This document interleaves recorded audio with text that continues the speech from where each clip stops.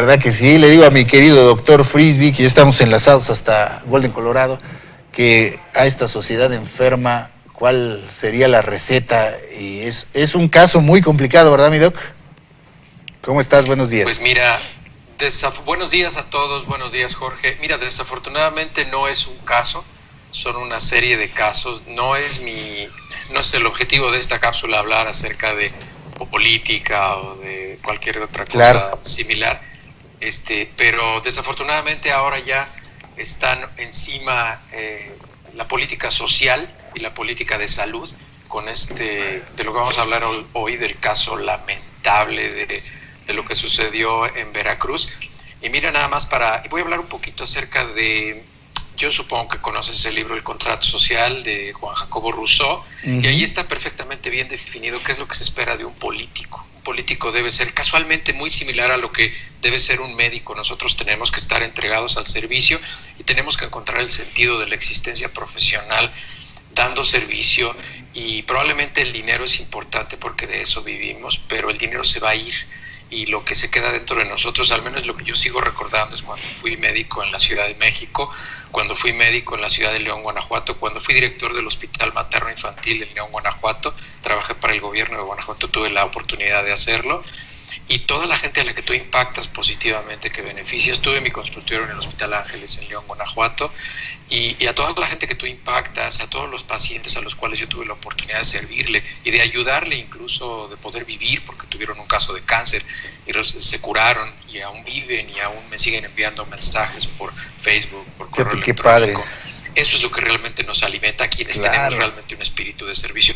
Cuando nosotros identificamos gente en el servicio público que está orientada solamente por dinero, está en el lugar equivocado, porque no deberían estar ahí. Ese es el problema, cuando la gente es muy capaz, porque tú los escuchas, los políticos son muy capaces, tienen una manera de versar y de hablar con una estructuración impresionante. El colmillo, son perversos, el colmillo retorcido. La perversidad de esos fines es porque no son congruentes con lo que debería de ser, y eso está perfectamente bien definido en el libro que se llama El Contrato Social de Juan Jacobo Rousseau. Yo les invito a que lo lean. En la publicación de Facebook de esta semana les voy a poner un vínculo de un resumen de un libro del Contrato Social de Juan Jacobo Rousseau en español para que lo puedan leer, y ahí vienen unos puntos muy interesantes. Excelente, doctor. El tema de esta semana es, como les dije, es un tema de salud pública, algo que sucedió en el maravilloso estado de Veracruz. Conozco muchas personas del estado de Veracruz, es un estado precioso en su orografía, en su geografía. La gente es extraordinaria, la comida no se diga, es uno bellísimo, más de los 32 tesoros que se tienen como estados de la República, además del Distrito Federal, que bueno, ahora creo que ya también es un estado. Así es, la ciudad-estado. Acerca de la ética vinculada al uso de los medicamentos. Se hablaba de que este medicamento que se les había dado, que en realidad es agua destilada, que se utiliza, tiene un fin medicinal, se utiliza para limpiar los catéteres, para diluir medicamentos. La utilización de placebos es en el contexto clínico. Ya cuando tenemos un paciente, los placebos no se utilizan. La utilización de placebos en el tratamiento de los pacientes es algo no ético, es algo inmoral, e incluso en estos casos ya estamos viendo que se configura un delito. El utilizarlos engañando a la gente, esto no es correcto y no se debe hacer. Esto ya está perfectamente definido. El único uso aceptado de los placebos es en investigación. Cuando se utiliza en investigaciones se hacen estudios de lo que se llama aleatorios doble ciego, que ni el médico que lo esté administrando ni el paciente que lo está recibiendo saben lo que están utilizando, y así el estudio es doble ciego y se evita el sesgo en los resultados de la investigación clínica. Ese es el único uso aceptado. Hay dos, quiero mencionar, porque no crean que esto que sucedió en Veracruz es la primera vez que sucede. Ha habido actos criminales, porque esto es un acto criminal, desde luego, no es un acto de otra manera. Hay referentes históricos de esto. En 1932, el Instituto de Salud en los Estados Unidos hizo un estudio en la población, empezó a hacerlo, el estudio se terminó 17 años después. Empezó a hacer un estudio para ver qué pasaba con los pacientes que sufrían sífilis y no se trataban. Ellos ya sabían lo que pasaba con los pacientes que sufrían sífilis, sabían que les iba finalmente a dar sífilis terciaria en el cerebro y se iban a morir. Casualmente, el Instituto de Salud de los Estados Unidos eligió población de raza negra para hacerlo, para hacer ese estudio, y tenía un grupo control en el cual sí trataban a las personas de raza blanca y a los de raza negra no los trataban, para ver qué pasaba. Ya sabían lo que se iban a pasar, ya sabían que los pacientes iban a morir con secuelas espantosas por la sífilis no tratada. Esto se conoció como el estudio de Tuskegee, porque el Instituto de Salud que apoyó el estudio, así se llama, Tuskegee. Incluso hay una película, la pueden ver, la película se llama Los niños de Miss Ever. Lo voy a poner en la página de Facebook, les pongo el vínculo. Es una película que se puede acceder gratuitamente y habla de esto que sucedió. La segunda vez que ocurrió, patrocinado por los Estados Unidos, fue en el año de 1946 en Guatemala. En Guatemala empezaron a establecer una base naval en Guatemala, y las personas que atendían a los soldados guatemaltecos, a los niños que vivían en la calle y a las prostitutas, sin decirles, se les inyectó sífilis o gonorrea. Había dos grupos y no se les trató, y observaban a ver cómo evolucionaban los pacientes, porque desafortunadamente para la gente aquí en Estados Unidos ya no había casos de lo que se conoce como la historia natural de la sífilis. Ya no sabían qué le pasaba a un paciente que no se trataba de sífilis, entonces querían ver qué le pasaba a un ser humano. Entonces se fueron a Guatemala e inocularon de sífilis y gonorrea a una cantidad muy importante de personas. Algunas de ellas todavía viven, y también les voy a poner el vínculo para que entren. Hay un reportaje del diario español El País, en el cual pueden ver el testimonio de las personas que están viviendo el día de hoy todavía con las secuelas de la sífilis y la gonorrea no tratadas. Pasando al contexto de Veracruz, a mí lo que me gustaría es que, yo sé que en México hay mucha gente buena que le gusta ayudar a la gente, pero ojalá que esto lo lleven a los hechos. Lo que sucedió en Veracruz es, por definición, un crimen de lesa humanidad. No es algo menor, no es poca cosa. Claro. Está determinado en el Estatuto de Roma de la Corte Penal de la Corte Internacional de la Haya que un delito de lesa humanidad, voy a permitir leerlo porque obviamente no me lo sé de memoria, en el inciso K del artículo 7 está clasificado como otros actos inhumanos de carácter similar que causen intencionalmente grandes sufrimientos o atenten gravemente contra la integridad física o la salud mental. Esto es la definición de lo que es un crimen de lesa humanidad, uno de las tantas variantes, porque hay muchas variantes. Desde luego se puede configurar. A mí me gustaría que, en vez de que hablaran los políticos y salieran, el actual gobernador, que está muy indignado y bueno, casi puede llorar ante el micrófono, que levante una denuncia en contra del Estado de Veracruz. Lo puede hacer el gobernador puede demandar al Estado de Veracruz, y la Corte Internacional de la Haya viene a México y hace una investigación independiente. Y esto va a tener una sentencia muy importante. Mira, la manera de demostrar que fue un acto criminal es muy sencillo. En términos generales, el 75% de los casos de cáncer en los niños se curan. Es decir, teniendo la estadística de todos los niños que sufrieron cáncer en Veracruz en el periodo en el que este individuo estuvo en la gubernatura y murieron porque se les dieron tratamientos falsos, son niños que él mató por su decisión. El 25% de los niños tendrían que haber muerto, porque 1 de cada 4 niños con cáncer muere, desafortunadamente. Es la primera causa de muerte de niños menores de 15 años. Pero el 75% se salvan. Pero si no les das el tratamiento, si no les haces el diagnóstico apropiado, pues los niños se van a morir, mucho más del 25%. Y no fueron las enfermeras, no fueron los médicos, porque la denuncia inicial vino de una enfermera que no veía los síntomas, los efectos secundarios de la quimioterapia en los niños. Veía que los niños que se les daban sesiones de quimioterapia no se les caía el pelo, no vomitaban, no bajaban de peso. Exacto. Y el cáncer progresaba. Entonces los médicos y las enfermeras empezaron a llamar la atención, y es cuando se dieron cuenta que se les estaba dando una sustancia inerte. Prácticamente a estos niños se les hizo lo mismo que sucedió en Guatemala y que sucedió en el Instituto Tuskegee. Ojalá no suceda lo que sucedió en Guatemala, que lo único que recibieron todas estas personas que fueron inoculadas con sífilis y gonorrea fue una disculpa telefónica de Barack Obama al presidente, ya ni me acuerdo cómo se llamaba, el presidente de Guatemala en ese momento, Otto Granados, creo que una cosa así. Ajá, sí, Otto Pérez Molina. De presidente a presidente se disculpó por lo que habían hecho en 1946 y nada más. No hubo una indemnización económica, no hubo una sanción, no hubo absolutamente nada. ¿Por qué? Porque era extraterritorial, era en Estados Unidos. A los individuos de Tuskegee sí los indemnizaron, porque casualmente eran miembros del ejército también.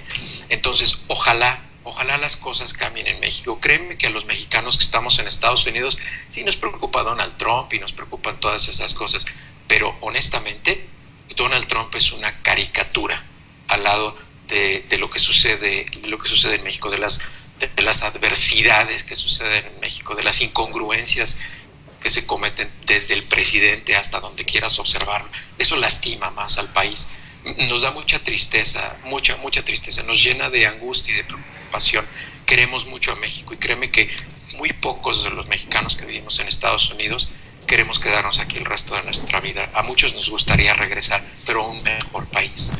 Así es, doctor. Me da mucha tristeza tener que hablar de esto. Me gustaría poder hablar de otras cosas, hablar de cosas diferentes. Sí, pero es un momento muy, muy grave, porque esto que está sucediendo es solamente un síntoma. El asesinato de niños en las escuelas, la violencia, la indiferencia, la indolencia, es un síntoma de una sociedad enferma. Los mexicanos somos gente buena, somos gente que nos gusta ser feliz, pero tenemos en los políticos unos grandes enemigos y hay que buscar las soluciones. Ojalá no vaya a ser un proceso violento como lo ha sido históricamente en México. Así es, doctor. Desafortunado lo que nos ha tocado vivir.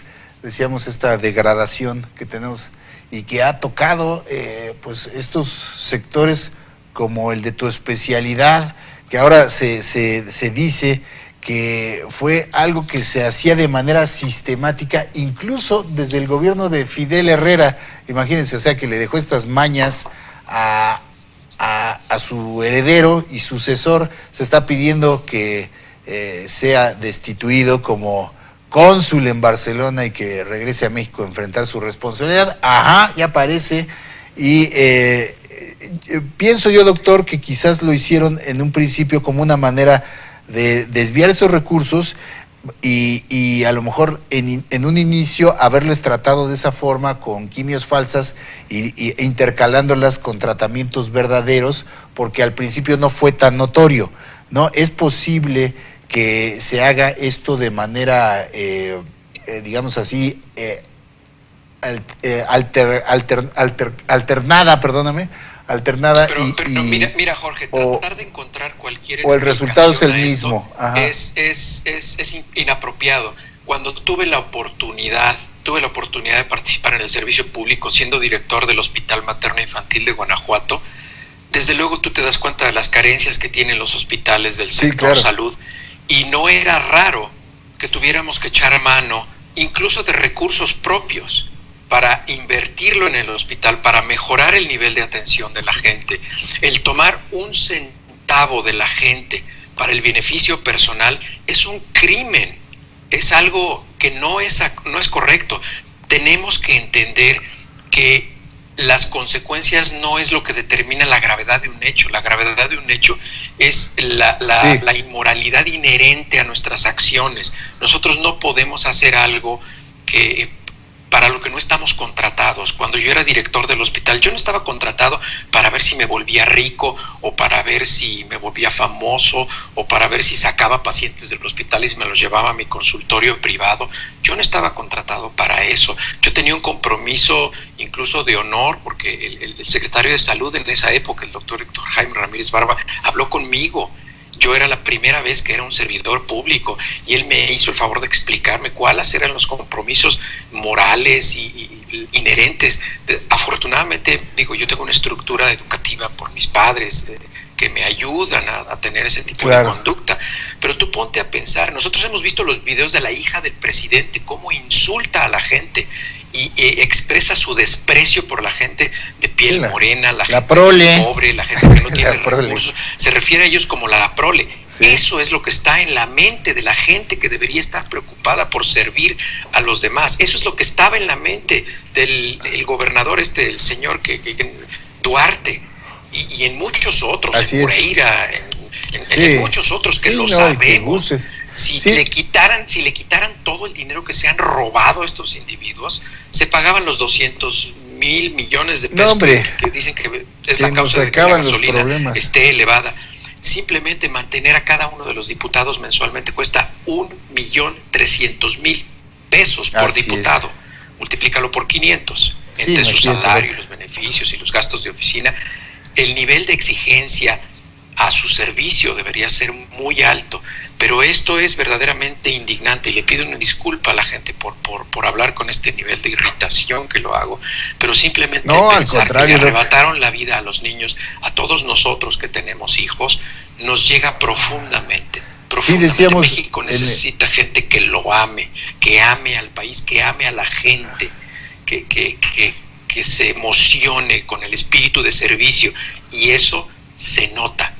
Así es, doctor. Sí, decíamos desde un principio cuando consignábamos la información que por los médicos y las enfermeras pues son los menos culpables de esta situación porque trabajan pues a pesar de sus limitaciones de infraestructura, de turnos extra, ¿no? Que explotación en muchos casos, mal pago, que incluso no les pagaban sus sueldos allá en Veracruz ahora con esta crisis financiera, y pues son los que tienen que enfrentar además los reclamos, ¿no? De los pacientes por pues el estado que tienen los mismos, ¿no? El que no progresen, el que no haya evolución. Ahora salen con que también hubo pruebas no falsas, pero sí caducas para las pruebas rápidas de VIH, doctor, que daban algunos también ponderando el negocio, ya sabes.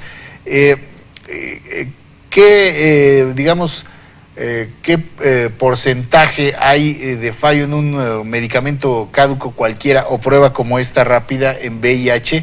Porque decían, los doctores cuando se dieron cuenta también de esto, hicieron las pruebas con pacientes que ya estaba plenamente comprobados que eran seropositivos y les daba negativa la prueba. Fue como comprobaron que estas pruebas caducas ya no, algunas pueden atinar, otras no, y esto pues con todo lo que conlleva, las pruebas rápidas para VIH se realizan, la gran cantidad de ellas se realizan en la boca. Se toma una muestra de saliva de lo que llaman los carrillos, que son los cachetes por dentro. Ajá. Se toma una muestra. La prueba, la técnica con la que se realiza la detección oportuna o temprana de una prueba rápida en VIH se realiza por algo que se llaman anticuerpos monoclonales. Es una técnica genética. El nivel de certeza del diagnóstico no es ni siquiera medido en porcentajes. Una en cada 78,000 pruebas puede dar un falso positivo o un falso negativo, y casi siempre es un falso positivo porque se deja la muestra mucho más del tiempo que se debería hacer, entonces se satura el receptor de la prueba, entonces da un falso positivo. Esto es otro acto criminal. Mira, Jorge, miren, cuando una persona es capaz de hacer lo que hizo este individuo que estaba en la Secretaría de Salud o en el Departamento de Compras, es muy fácil rastrear quién cometió el acto criminal. Yo trabajé en el servicio público. Hacer responsable a un individuo en el servicio público es muy sencillo. Claro. Hay una manera muy sencilla de seguir la ruta cadena, de lo que sucedió. Cuando un individuo es capaz de hacer eso y no le importa a la gente, es capaz de hacer muchas otras cosas, y me da mucha pena decirlo, pero si buscan van a encontrar muchísimas más cosas. No serán porque capaces. Esto es solamente la punta del iceberg de un individuo que tenía como metodología robar. Es un ratero. Simplemente, así de sencillo es. No era un servidor público, era un ratero, y el secreto que tenía es que tenía los amigos adecuados. Desafortunadamente de esos nos sobran por acá, doctor. Es lo malo que tenemos aquí. Estamos viendo pues este caso en Veracruz que pues parece ser la punta de un iceberg de otras muchos crímenes sin nombre que van a ir saliendo por ahí. Lo malo es que aquí los crímenes en el servicio público se destapan pues como parte de venganzas políticas y no como una sistemática aplicación de la ley y del Estado de Derecho. Ya sabes que ahí Yunes pues la traía desde antes contra este señor Duarte, y entonces por eso le está sacando todos los trapitos al sol, que de no ser así, que de ser del mismo bando, seguiríamos sin enterarnos, mi doc. Muchísimas gracias, como siempre, por tu participación, por tu opinión valiosa, que desde luego es este es tu espacio y tú lo que quieras aquí siempre expresar, siempre será bienvenido y valorado, así como son tus consejos y apuntes en el sentido de mejorar nuestra salud. Mi doc, te mando un abrazo fuerte. Se congeló la imagen. Yo te veo muy bien, gracias, doc. Gracias. Yo te veo muy bien. Ajá. Sí. Es por allá. Nada más te voy a decir, estoy terminando de escribir un segundo libro. Ya les puse ahí, escribí un libro hace algunos años, una novela. Ya les voy a llevar unos ejemplares para regalarlos ahora que voy a ir a México en un mes aproximadamente. Y estoy escribiendo otro libro que se llama El cinismo del lenguaje que se habla en el nivel político en México. Tenemos que hacer algo por nuestro país mientras vivamos. Les mando un abrazo a todos y todo mi cariño, mi solidaridad y mis mejores deseos y mis oraciones para ustedes. Muchas gracias. Muchísimas gracias, Doc. Igualmente de acá para allá y nos vemos la próxima semana con una nueva consulta. Espero que con un tema más agradable. Que es una consulta de salud en el más amplio sentido y no solo en el físico, la que siempre nos aportas, mi Doc. Un abrazo, hasta allá. Nos vemos la próxima semana. Gracias, queridos amigos. Gracias por su participación.